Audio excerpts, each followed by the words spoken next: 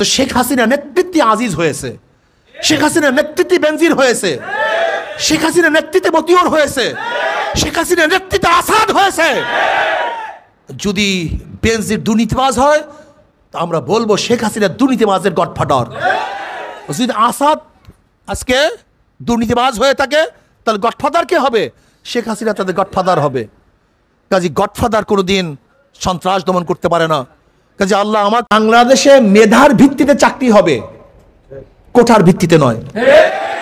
কিসের ভিত্তিতে? না কোঠার ভিত্তিতে। আপনারা একমত না দ্বিমত? আমরা সবাই একমত। কাজী যারা কোঠা বিরোধী আন্দোলন করছে আমরা তাদের সাথে সম্পূর্ণ একত্রিত ঘোষণা করছি। কি করছি ভাই? যদি তাদের উপরে অন্যায় অবিচার জুলুম করা হয় তাহলে বাংলাদেশের প্রত্যেকটা নাগরিক ঐক্যবদ্ধভাবে এই কোঠা বিরোধী আন্দোলনে ঝাঁপিয়ে পড়বে ইনশাআল্লাহ। এই কোঠার পক্ষে আওয়ামী লীগ কেন? এটা হলো তার পেটুয়া বানিয়ে পাহারা পাড়ার জন্য, পেটুয়া বাহিনী পানার জন্য ভালো একটা পদ্ধতি। বন্দুকটা রাখতে চায় কার কাঁধে? হাইকোর্টের উপরে, বিচারালয়ের উপরে। আরে ভাই, বিচারপতি স্পষ্ট বলিয়ে দিয়েছেন এটা আমাদের কাজ না, সংসদের কাজ, সরকারের কাজ। সরকার আইন প্রণয়ন করতে পারে। আল্লাহ পাকের শুকর, যুবক জাগ্রত হলে সেই সমাজ, সেই দেশ, সেই জাতি জাগ্রত হয়। আর যুবক সমাজ যদি ঘুমিয়ে পড়ে সেই সমাজ, দেশ, সেই জাতি ঘুমিয়ে পড়ে। যে কোনো উত্থান পতন ঘটাতে পারে যুবকরা। যুবক মানে কি? যারা না শিশু, না বৃদ্ধ, না কৈশোর, না একেবারে বুড়া, যারা মানে জুয়ান তাগড়া, তাদেরকে তো যুবক বলা হয়, কথা ঠিক না? দেখেন যুবকরা কি, তার অমুখাফিকি। যুবকের বাহিরে, পিছনে এবং সামনে যারা আছে সবাই মুখাফিকি। যুবকের আগে আমরা বালক বলি। দেখেন একজন ছাত্র মুখাফিকি, বাবার কাছে, বড় ভাইয়ের কাছে, উস্তাদের কাছে, যেতে পারে না কোথাও, বাধা দেয়, বড় ভাই বাধা দেয়, বাবা বাধা দেয়, উস্তাদ যেতে পারবে না, ক্লাস আছে। যদি টাকা চেতে হয় বড় ভাইয়ের কাছে, বাবার কাছে, মার কাছে চেতে হয়, ঠিক না? সে কিন্তু মুখাফিকি, পরম মুখাফিকি, কথা ঠিক না? আবার দেখবেন যখন বুড়া হয়ে যায় তখন বাবাও আর স্বাধীন থাকে না, মুখাফিকি হয়ে যায়। এখন বাবার জেব খালি, টাকা নেই, আলমিরা খালি হয়ে গেছে, এখন আর শরীরের মধ্যে শক্তি নেই। এখন ছেলের অনুমতি দিতে হয় কোথাও যেতে গেলে, এমনকি কিছু খেতে গেলে অনুমতি নিতে হয়, এটা খেতে পারবেন না, এর বাদ না, এটা ঠিক না, ঠিক না?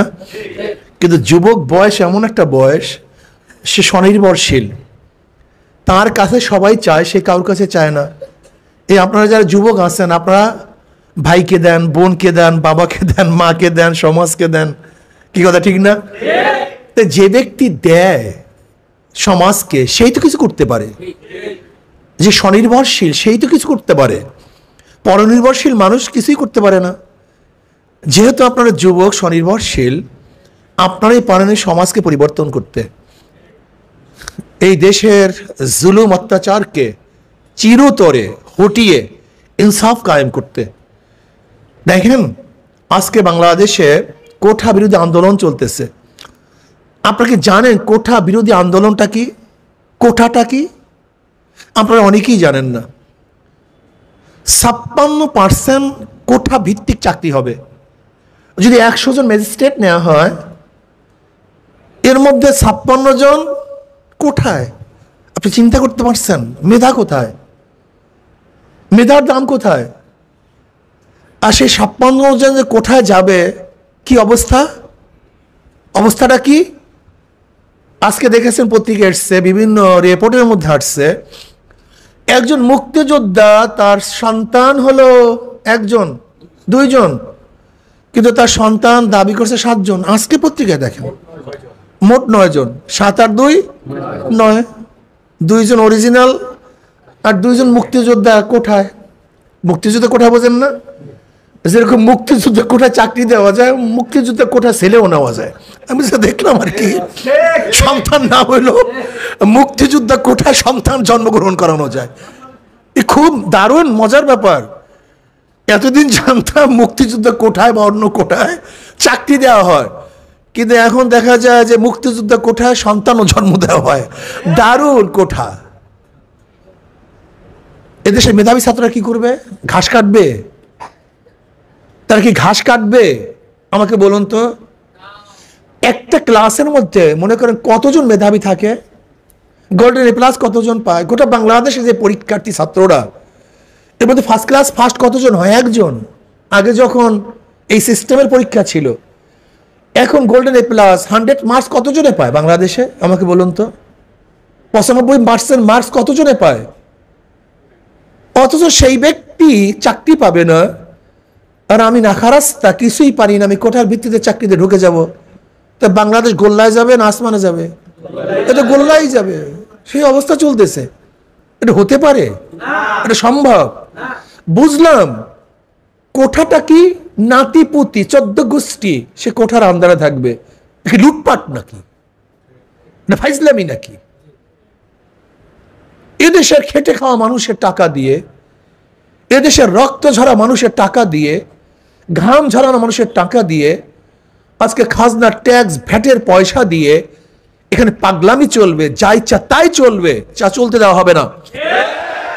দেখেন আনিসুল হক সাহেব কি বলেন, আইনমন্ত্রী।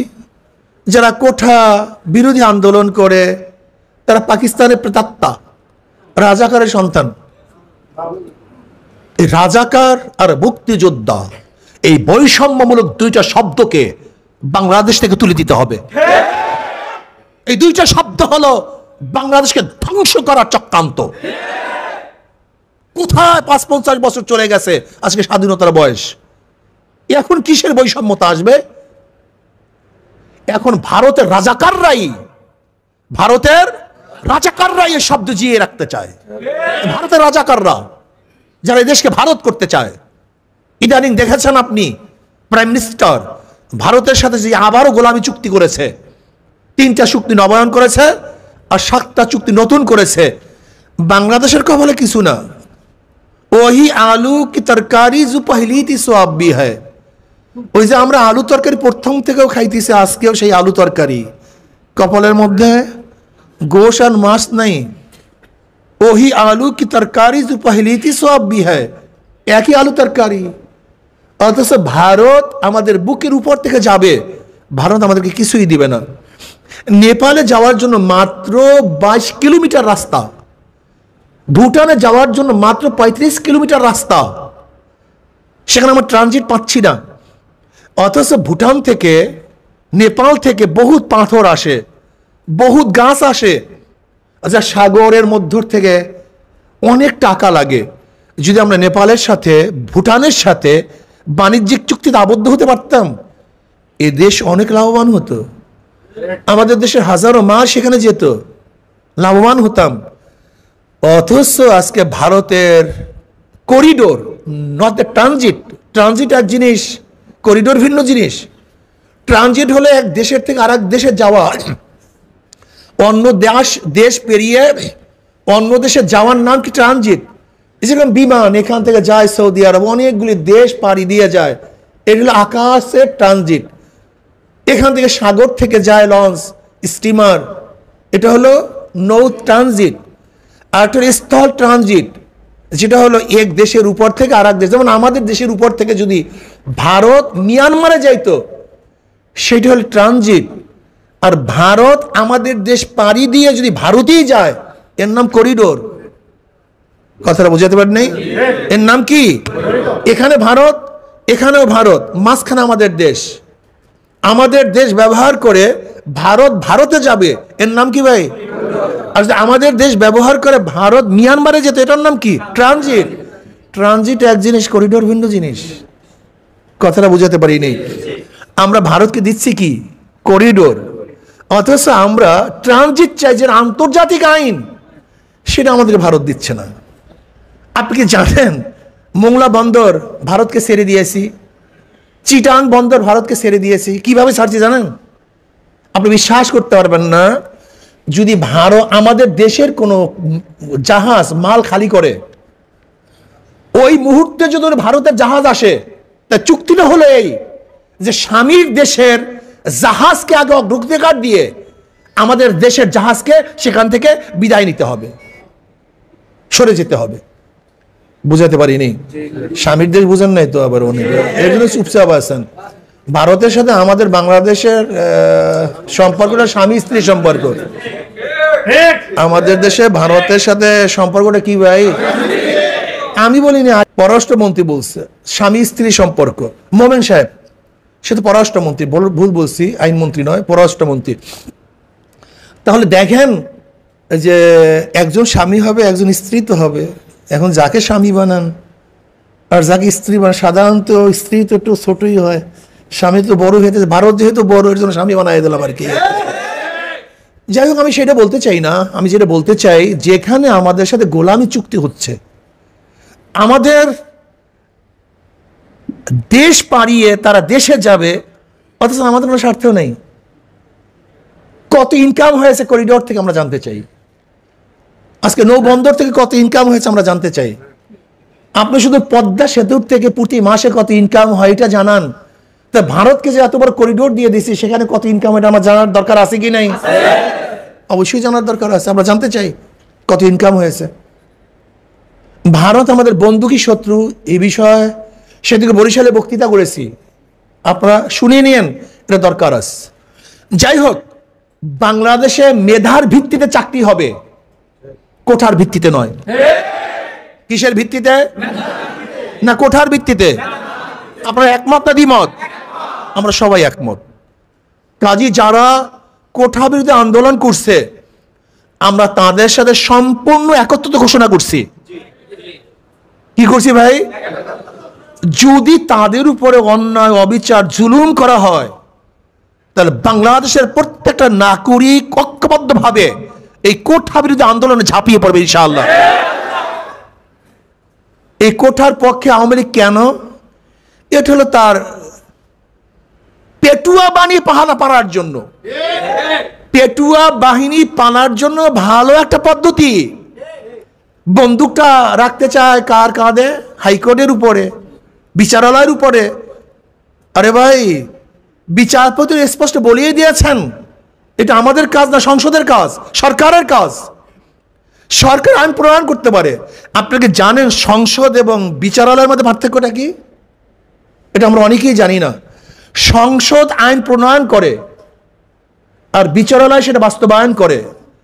সংসদ আইন প্রণয়ন করে, সুপ্রিম কোর্ট, হাইকোর্ট আইনের ব্যাখ্যা প্রদান করে। কথাটা বুঝাতে পারিনি? কিন্তু নতুন আইন করার তো ক্ষমতা হাইকোর্টের নাই। হাইকোর্ট ব্যাখ্যা দিবে, আইন অনুযায়ী চলবে, আইন অনুযায়ী বিচার করবে। যদি কোনো ব্যাখ্যার প্রয়োজন হয়, সেটা সুপ্রিম কোর্ট, হাইকোর্ট ব্যাখ্যা দিবে। কিন্তু নতুন আইন প্রণয়ন কে করবে? সংসদ করবে। কোনো আইন বাতিল কে করবে? সংসদ করবে। এর কাজ তো সরকারের, এটা তো হাইকোর্টের কাজ না। কাজী সরকার যে হাইকোর্টের উপরে বন্দুক রাখার চেষ্টা করতেছে, এদেশের জনগণ এত পাগল না, এত জাহেল না। তুমি যা বলবা তাই শুনবে না। আমরা চাই এটা বিচারালয়ের কোনো কাজই না, এটা সম্পূর্ণ সরকারের কাজ। কাজে সরকারকে বলবো, ছাত্ররা যে ন্যায্য দাবি করছে, ওরা কি দাবি করছে? মেধার ভিত্তিতে, পরীক্ষার ভিত্তিতে চাকরি হবে। এটা তো আমিও চাই, আপনিও চান। কি কথা ঠিক না? কিন্তু যারা পিছনের রাস্তা দিয়ে ঢুকতে চায়, পিছনের ডোর ব্যবহার করতে চায়, তারা কিন্তু এটা চাবে না, তারা এটা চাইবে না। কাজে আমরা কোঠা বিরোধী আন্দোলনের পক্ষে। এই কোঠা ঠোঁটা চাই না। মেধার ভিত্তিতে চাকরি হবে, এদেশ উন্নয়ন হবে, চোর ডাকাত তৈয়ার হবে না। আসুন, যুব আন্দোলনকে কাজ করতে হবে। যুব আন্দোলনকে ঐক্যবদ্ধভাবে কাজ করতে হবে। যদি যুব আন্দোলন ঐক্যবদ্ধভাবে কাজ না করে, তাহলে এই আন্দোলন সাকসেস হওয়া সম্ভব না। কাজী আমি যুবকদেরকে বলবো, ছাত্রদেরকে বলবো, সবাইকে বলবো, আসুন, দেশপ্রেমিক, দেশকে বিক্রি করার চক্রান্ত চলতেছে। আজকে চীনের অবস্থাটা কি? চীন কি করছে? চীন যে 21টা বা 22টা চুক্তি করছে, কোনো চুক্তি এগুলো চুক্তি, এগুলো সব ফাইজলামি। আজকে যে তিস্তা চুক্তি করার কথা ছিল চীনের, সেই তিস্তা চুক্তি কেন করলো না? এর কারণটা কোথায়? সরকার তো বলেছিল তিস্তা চুক্তি হবে চীনের সাথে, আবার সেখানে ভারত ইনভলভ কেন হলো? এটা তো আমাদের দেশের তিস্তা হবে, সেটা ভারতের এখানে কাজটা কি? কিন্তু চীন যখনই দেখছে ভারত এখানে ইনভলভ হয়েছে, চীন কি করছে? ফিরে গেছে। আপনি কি জানেন এবার শেখ হাসিনা সরকারকে চীন কত টাকা ঋণ দিবে জানেন? মাত্র 1600 কোটি টাকা। কত কোটি টাকা?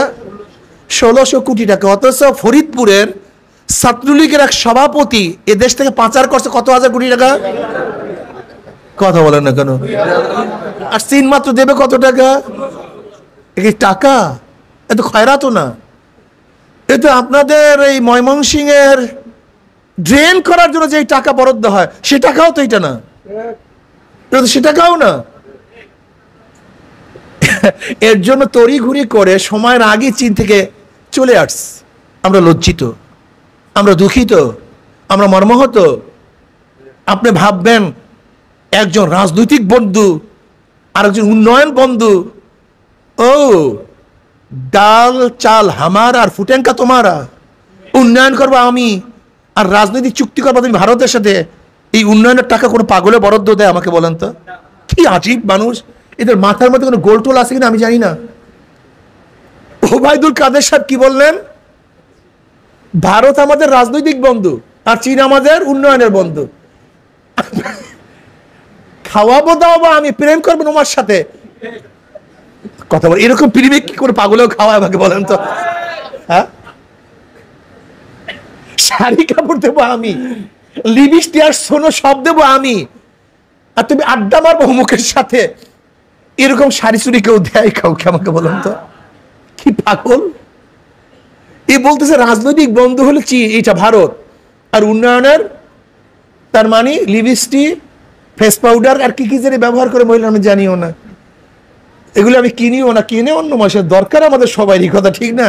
ওরা কিনে নেয়, কিন্তু ব্যাপারটা হলে সব কিনে দেবো আমি, আর তুমি টাঙ্কি মারবো আর একজনের সাথে, কথাবার্তা বলবো আর একজনের সাথে, প্রেম নিবেদন করবো আর একজনের সাথে, ভালোবাসা করবো আর একজনের সাথে। এরকম কোন পাগল প্রেমিক আছে বলে আমার জানা নেই। এই বেয়াকুব কোন প্রেমিক দুনিয়াতে আছে বলে আমার জানা নেই। আজকে আপনি স্পষ্ট ঘোষণা দিবেন রাজনৈতিক সম্পর্ক তোমার সাথে আর উন্নয়নের সম্পর্ক তোমার সাথে। কেন তোমাকে উন্নয়ন করবো কেন? স্বার্থটা কি আমাকে বলুন তো? এখানে চীন আমাদেরকে উন্নয়ন করবে যেহেতু চীন এবং ভারত শত্রু। চীন এবং ভারত শত্রু, কাজী শত্রুর শত্রু আমার বন্ধু। যদি ভারত বাংলাদেশকে কন্ট্রোল করে তাহলে ভারতের শক্তি বাড়ে, আর যদি চীন বাংলাদেশকে কন্ট্রোল করে তাহলে। এখন আপনি সম্পর্ক রাখবেন ভারতের সাথে আর আপনাকে মোটা তাজা করবো আমি। কি আজীব এদের মেধা, কি আজীব এদের রাজনৈতিক কৌশল। এর জন্য সোজা কথা, চীনের প্রেসিডেন্ট হাত ধোয়াইয়া ভালো মতো কসকো সাবান দিয়ে আর সারেক্সেল দিয়ে ভালো মতো ধোয়াইয়া পাঠাই দিয়েছে, যাও। লজ্জায় সময় পর্যন্ত আর অপেক্ষা করেন না, আগেই তিনি চলে আসছেন। ওদিকে গেছেন তিনি আমাদের প্রাইম মিনিস্টার ভারতে। এক দেশের প্রাইম মিনিস্টার যদি যায় সে দেশের প্রাইম মিনিস্টার তাকে রিসিভ করে, অথচ আমাদের দেশে প্রাইম মিনিস্টার সেখানে গেছে মনে হয় যেন মুখ্যমন্ত্রী আসছেন। ভারতের একজন বড় মন্ত্রীও তাকে রিসিভ করে না, বড় একজন মন্ত্রীও না, কিন্তু বড় একজন মন্ত্রীও না। সিকিম হয়ে যাবে দেশ। সিকিমের প্রেসিডেন্ট ছিলেন লেনদুপ দর্জি। লেনদুপ দর্জি নিজে বলেন, যখন আমি স্বাধীন ছিলাম তখন ভারতের প্রাইম মিনিস্টার আমাকে রিসিপশন করত লাল গালিচা বিছিয়ে, কিন্তু আমি যখন দেশকে বিক্রি করে দিলাম ভারতের কাছে, ভারতের একজন লিডারের সাথে দেখা করত, মাসকে মাস অপেক্ষা করতে হয়েছে, কিন্তু ভালো একজন লিডারের সাথে আমি দেখা করতে পারিনি। আজকে সেই লেনদুপ দর্জিকে আজকে যারা সমর্থন মানে অভ্যর্থনা জানায়, আমাদের দেশে লেনদুপ দর্জিকে যারা অভ্যর্থনা জানায়, তারা ভারতে কোনো ভালো মিনিস্টারও না, একেবারে তৃতীয় কাতারের একজন সচিব বা সহকারী সচিব, প্রতিমন্ত্রী, তারা তাকে অভ্যর্থনা জানায়। এটা আমাদের জন্য লজ্জা। আপনি কি জানেন আমাদের প্রাইম মিনিস্টার ভারতে যাওয়ার পরে তাকে কি সম্বোধন করছে? মুখ্যমন্ত্রী। একবার না দুইবার মুখ্যমন্ত্রী। আর মুখ্যমন্ত্রী কাকে বলে জানেন? ভারতের কোনো প্রদেশের প্রধানকে মুখ্যমন্ত্রী বলা হয়। তার মানে তাদের যে ম্যাপ ইধানি ওরা ছাড়ছে, সেই ম্যাপের মধ্যে আমাদের বাংলাদেশকে আলাদা রাখে নাই, ওরা ভারতের অন্তর্ভুক্ত করে নিয়েছে।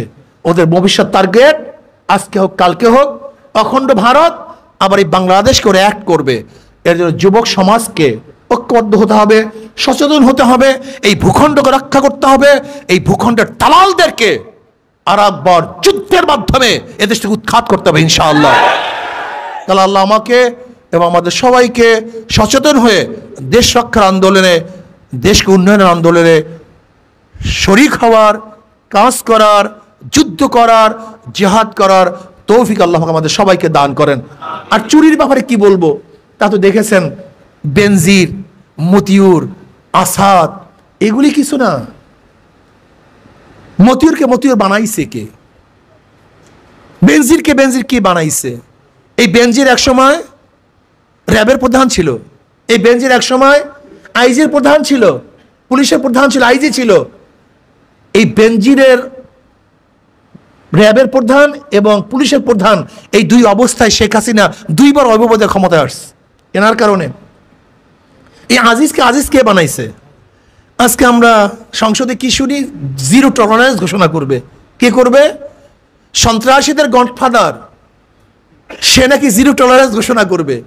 এ তো শেখ হাসিনা নেতৃত্বে আজিজ হয়েছে, শেখ হাসিনার নেতৃত্বে বেনজির হয়েছে, শেখ হাসিনার নেতৃত্বে মতিউর হয়েছে, শেখ হাসিনার নেতৃত্বে আসাদ হয়েছে। যদি বেনজির দুর্নীতিবাজ হয় তা আমরা বলবো শেখ হাসিনা দুর্নীতিবাজের গডফাদার। যদি আসাদ আজকে দুর্নীতিবাজ হয়ে থাকে তাহলে গডফাদার কে হবে? শেখ হাসিনা তাদের গডফাদার হবে। কাজে গডফাদার কোনোদিন সন্ত্রাস দমন করতে পারে না। কাজে আল্লাহ আমাকে